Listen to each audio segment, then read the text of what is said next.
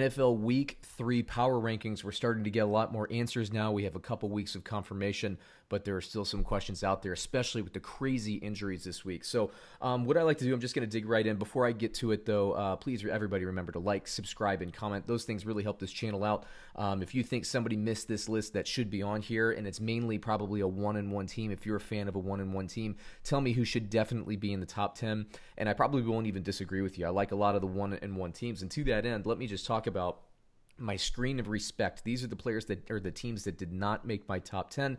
I also call this affectionately the clown emoji screen, or the laughing while crying, laughing so hard that I'm crying screen, because fans that are on this list, they get pissed that their team's not in the top 10. And this week, by the way, I basically put every 2-0 team in there just because I think we need to talk about them. So it's really like 12 teams this week. There's only one team with a loss inside that top list. So let me just say this. I don't think that these teams aren't deserving to be in the top 10, but I just felt a little bit bad, especially with where we are in the season, a lot of the uncertainty.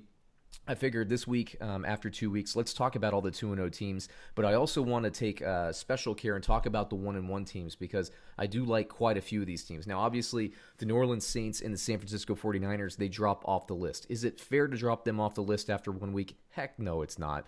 Are they still teams that I love this season? Yes. What I need to see from the Saints after that Monday Night Football loss, I need to see Drew Brees thrown with a little bit more precision. It'll get there. It's early days. They had a limited training camp, off-season program, all that stuff. I'm not worried at all. I think the Saints were my number 4 team, and I still call them a co-favorite to win the NFC, but they're 1-and-1. Let's talk about some of the 2-0 teams that have earned it so far. San Francisco 49ers, come on, man. This is the second year in a row that they're dealing with crazy amounts of injuries. So when Bosa goes down to a blown knee, I know Solomon Thomas was out. Then you got Mostert. He's going to be out, probably for a couple weeks there with the knee. Deebo Samuel, we already knew about. George Kittle was out. There's a lot that San Francisco deals with, but they are a deep team. They are going to have something to say about this playoff race. It's just how it is. I mean, these teams are good, man, and they should be in the top 10. Again, I just dropped them off not because I don't think they're Super Bowl threats, because they definitely are. We'll just talk about some of the 2-0 teams. They earned it on the field, so we'll talk about them. Dallas Cowboys is another one. They came out crisp. They lost to the Rams. That very easily could have gone in their favor if that pass interference call wasn't called at the end of the game there. And then they came back in spite of just doing everything they could to hand the game over to the Atlanta Falcons. They came back and won that game. Very good offense, come out crisp. A little worried about the defensive line. I want to see the defense kind of tie some things together and play a little bit better, but they're still transitioning. They have a lot of time, and they are at this point my favorite team in the NFC East, which is saying something. So there you go. The Indianapolis Colts, I would have said it was a bad loss to the Jacksonville Jaguars to start the season, but the Jaguars impressed me against the Tennessee Titans. Again, we're starting to map these things together. The Colts dealing with injuries. I don't like that Paris Campbell went out. I thought he was going to be a difference maker. But Jonathan Taylor, talk about difference maker. He's going to be big. Phillip Rivers needs to take care of the ball. We'll see what goes on there. Let's see here. The Jacksonville Jaguars, 1-1. I'm sorry, they're 0-2. No, they are 1-1. I apologize. It's late. The Jacksonville Jaguars beat the Colts, who I like very much, and they came back after it. Here's what I like about the Jaguars. After a really tough first half, they came back and they played with a lot of confidence in that second half. Came back, might have even tied the game before Tennessee put the game away at the end. I like Jacksonville. They're better than you think they are. They lost a lot of pieces on defense, but they still play hard, and offensively, they're going to be a really good offense. People keep sleeping on Minshew like he's some kind of, press darling. He puts up numbers. He produces, and now he's distributing the ball. It's not just him throwing the ball up to DJ Chark. A lot to like there. Tampa Bay Buccaneers, obviously, you got Tom Brady there. You can never count them out. They still need to get solidify, get some chemistry. This defense is playing really well. Their secondary is super, super improved. The addition of Winfield Jr. in the draft, huge for them. They can obviously rush the passer. They've always been able to stop the run. They just need Tom Brady to develop a little bit more chemistry. And Leonard Fournette, by the way, I think looks very good as a 3-down back for them if they choose to move forward with that. Washington football team, it's all defense at this point.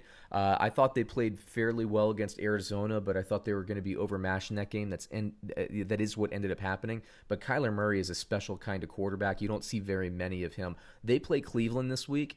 Very curious to see how Cleveland matches up against the Washington football team. We'll just talk about Cleveland now. Cleveland's going to try to run the ball against Washington. We know Washington can rush the passer. Their defensive line is very good. It's deep. I'm really, as a pure football fan, as somebody who likes betting on games, I'm curious. I'm going to take it off my board and just watch and learn and enjoy. I think this is going to be a fun game. Cleveland will try to attack Washington with the run. They do not want Baker Mayfield dropping back and chucking the ball downfield against this defensive line. And we'll see if Washington can make that tough going. It's really about which team executes the game plan. And Washington's offense, Haskins is so raw. He needs to take a step forward before I would consider putting them and promoting them into the top 10. And the Chargers, let me say this. I came out, I said Kansas City was definitely going to cover. That's when I thought Tyrod Taylor was going to be the quarterback. Now, had you told me before the game or the week of that Justin Herbert was going to be the quarterback, I still would have comfortably taken Kansas City, so I can safely say I was wrong about that pick. However, the Chargers defense, we talked about it week 1. We're talking about it now. The Chargers defense is very, very good. I like this team a lot more with Herbert in at quarterback. Keenan Allen gets new life. Austin Eckler, I think, gets new life.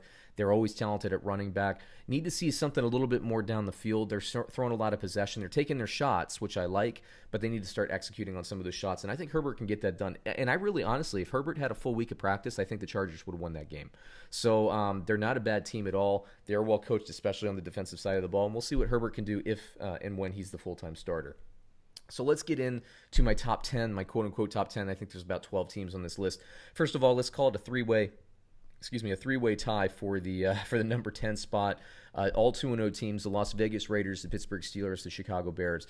Now, Chicago Bears, I have a hard time believing in Trubisky, but as I've been saying all offseason, the Chicago Bears defense is for real. They will rebound this year. They'll be better. And Trubisky has been playing better. I think it was about, I want to say around week 14 last year, Trubisky started using his legs again. And once he started doing that, Chicago went on a little bit of a run towards the end of last season. This year, they started off 2-0. They had a pretty favorable schedule, in my opinion, to start. We'll see how things shape up as they move forward. Obviously, they're going to have to deal with the Packers at some point. I think that'll probably be the real test for them. Pittsburgh Steelers 2-0. I actually dropped them in the rankings this week. I would have wanted them to see. I wanted to see them beat Denver more convincingly. Denver didn't have Lindsey. Cortland Sutton went out at some point with the injury. Drew Lock went out with the injury. Now, I don't think the Broncos lost much going to Driscoll. At this stage in Lock's career, I don't think you're giving up that much to go to a backup. But Steelers, listen, I said they're a threat. I think I might have even picked them to go to the AFC Championship game, at least into the second round of the playoffs this year, and they'll get there. Brent Roethlisberger is shaking off about 2 years of rust. If you take away the 2 games last season, they'll be fine. This defense, this offense, they are built to make a playoff run. I'm not worried about it at all. Las Vegas Raiders, we just saw them win on Monday Night Football, in my opinion, in very convincing fashion. I'm a fan of any team that can run the ball down people's throats in the fourth quarter and close out games. That helps you win in the regular season. That especially helps you win in the playoffs.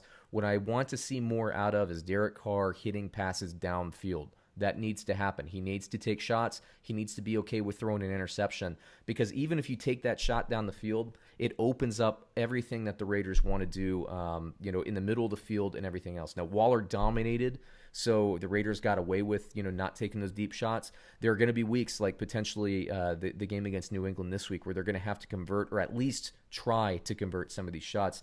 Ruggs, by the way, could have very easily had 2 touchdowns in this game. So it is there for the Raiders. The scheme's there. The defense is much better. If you haven't watched them yet, watch them. They fly around the field. Very, very, very good team. A similar team to them, number 9 on my list, the Tennessee Titans, another team that I love. They commit to the run. The reason I upgrade the Titans here is I like Tannehill, the way he's playing, a little bit more than how Derek Carr is playing. I think Henry and Jacobs are about the same level of caliber. I think the Raiders' run blocking is better. Their offensive line's a little bit better. But again, I think the Titans' passing game at this point is a little bit better. That's not to say that the Raiders won't catch up and surpass. Tennessee is built for a deep playoff run. I'm looking at this ranking. I'm thinking, man, they might even be too low. But I ended up dropping them off the rankings after Gostkowski's brutal Monday Night Football game. Well, he came back and he hit the game winner this week in convincing fashion. So there you go. Tennessee Titans back on the list, and I'm a believer in them. I don't think last season was a fluke. They're built to make a playoff run, just like the Raiders are, if they can just make a couple of tweaks there. And the Titans defense, that's another reason I like them. It's just a little bit better. Like I said, I think the Titans are just about a season ahead of the Raiders in terms of development, but that's not to say by the end of the year that they won't be caught up with one another. Number 8, give some respect to Arizona. I love the addition of Simmons to this defense. This defense is playing better. Kyler Murray's playing a heck of a lot better. He is a impact player right now. Add DeAndre Hopkins, a trusted guy that he can just throw the ball to whenever he wants to. DeAndre Hopkins, I don't care if there's 3 guys on him. He's open. That's just the kind of player he's put it on tape year after year. Very good. Arizona Cardinals, well deserving of a top 10 spot, moving up a little bit in the rankings. I believe my number 17, the New England Patriots, have remained unchanged.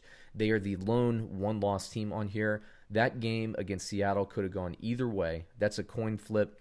They're 1 yard away from winning that game at the end of the game there in the last play. Credit the Seahawks. Credit the Patriots, who played a fantastic game. I'm not going to dock them. Now, if the Patriots came out and they laid an egg and they lost by 20 points, maybe I would have booted them from the list. But that just wasn't how that game went. And that was a fantastic game to watch. It was really a lot of fun. Number 6 on my list, the Los Angeles Rams, 2-0. I've been saying in the offseason, or I said in the offseason, that I believe Sean McVay could figure out how to get the run game going in an offseason. That's exactly what we're seeing. Take some pressure off of Jared Goff. Now he has better looks. Higbee's been basically wide open all season long. Once teams start keying in and trying to stop Higbee, then you start to see Cooper Kupp and Robert Woods on the sidelines going deep as well. This team is built, again, they're only 2 years removed from the Super Bowl, everybody, for crying out loud, right? So the Rams, very good. The defense is, I think they have some ratcheting to do. They're going through a coordinator change as well. But I like the way the defense is playing as well. Depth, I have some curiosity about the depth. I mean, this team is against the cap, so you lose pieces year after year. But I like the ball they're playing. I like the football they're playing, and they've been in the Super Bowl within the last 2 years. How many teams can say that? Number 5 on my list is the Buffalo Bills. I flirted with putting them at number 4. I'll explain why I didn't in just a bit. The Bills moved up on the list. Josh Allen's playing like a beast right now. I am really impressed with the work he's done in the offseason. Limited offseason, as we said. The addition of Stephon Diggs to this offense, they can go deep on either side of the field with John Brown.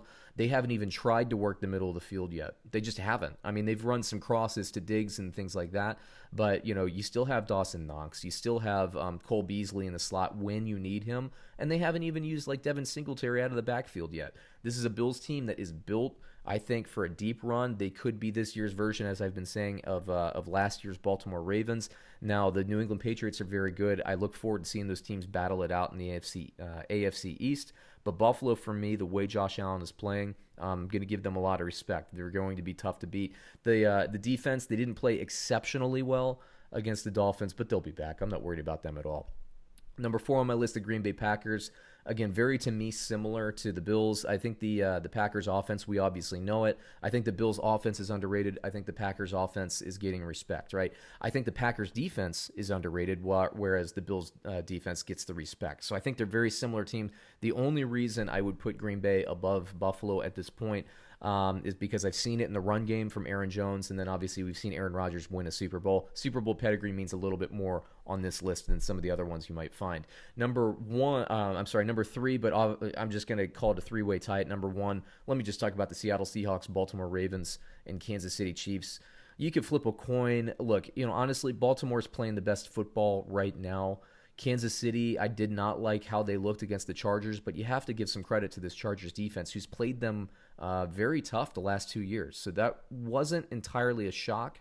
I'm a little bit concerned about short yardage running at this point. I think Edwards-Helaire is fantastic, but short yardage, you saw Darwin Thompson get in the game.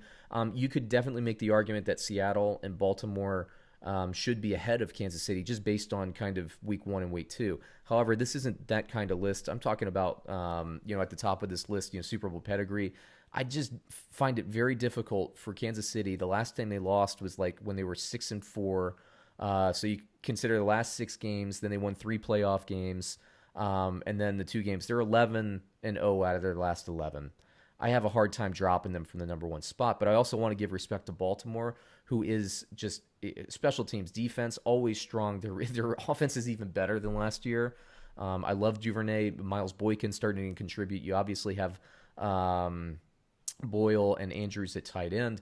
Then you got Marquise Brown, an over-the-top guy that I think is still flying under the radar nationally. And then Lamar Jackson's a better passer. I mean, he has also improved as a passer down the season. So you got to give respect to Baltimore. And then the Seattle Seahawks, who just took care of the New England Patriots. Again, that was a coin flip game that could have gone either way. But this Seahawks team, man, they're really good. And they were missing Diggs, who had gotten ejected pretty early in that game. The Seahawks secondary, what you saw on Sunday Night Football isn't representative of what they will be this season. The defense is strong. The offense is strong. Very well coached. They have weapons everywhere. You saw what DK Metcalf did to Stephon Gilmore, the reigning NFL Defensive Player of the Year. Seattle Seahawks, very good. So they're all three of these guys are my co-number ones. Just to remind everybody, before the season, I picked the Seattle Seahawks and Kansas City Chiefs to make the Super Bowl. But hey, you know what? The Kansas City Chiefs and the Baltimore Ravens play a Monday Night Football this week. The winner of that game will be the number one team. With respect to Seattle, maybe they're a co-number one team in Seattle. They have Dallas this week. That's an interesting matchup for Seattle. It's going to be good. I'm curious to see how the wide receivers at Dallas play against Seattle's secondary when they're at full strength. That'll be a good game too. Now, if Seattle wins that game in convincing fashion, they'll probably be a co-number one along with the winner of that Kansas City-Baltimore game. But, hey, if that game ends up being a coin flip, maybe we have 3. I don't know. I don't know how it is. A lot of good teams, a lot of fun football. It's going to be fun to see how this week shakes out. There's a ton of great matchups. There's my Week 3 power rankings. Please like, comment, subscribe, comment. Tell me which teams I missed out on, which teams should be higher, which teams should be lower, and why. We will be back. We always put content out basically daily during the NFL season. Subscribe to this channel. We'd appreciate it. We'll catch you next week with more power rankings.